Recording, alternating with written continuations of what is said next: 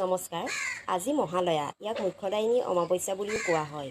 পূৰ্বজসকলৰ আশীষ লাভ তথা শান্তিৰ কাৰণে আজিৰ দিনটোত কেইটামান বিশেষ নিয়ম আপোনালোকে পালন কৰিব পাৰে। সেইকেইটা হৈছে সন্ধিয়া ঘৰৰ দক্ষিণ দিশত আৰু ঘৰৰ দুৱাৰ মুখত দুগছি চাকি জ্বলাব।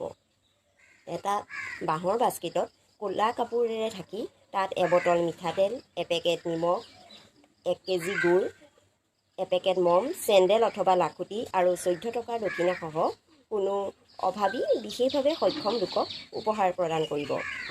এটা পাত্ৰত অলপ চাউল লৈ পেলাই দক্ষিণ দিশত ৰাখিব আৰু সেইখিনি জেগাতে 16 গছি চাকি জ্বলাব আৰু কৰ্পূৰ জ্বলাব। তাৰপিছত চাউলখিনি কোনো গছৰ তলত ৰাখি দিব যাতে পক্ষীয়ে খাব পাৰে, লগতে অলপ পানীও ৰাখিব কাষত। অস্বস্থ গছৰ তলত কেঁচা গাখীৰ, চেনি, তিল, পদুম ফুল দি পানীখিনি গছত অৰ্পণ কৰিব আৰু পূৰ্বজসকলৰ নাম স্মৰণ কৰি অস্বস্থ গছডাল 11 বাৰ পৰিক্ৰমা কৰিব। ঘৰত আজি গংগাজল ছটিয়াব।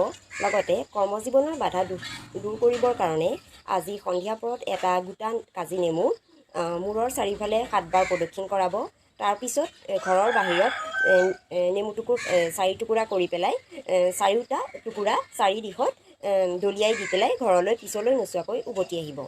এই নিয়মখিনি পালন কৰি চাওকচোন, অতি শীঘ্ৰেই মনৰ ইচ্ছাসমূহ পূৰণ হ'ব। ধন্যবাদ।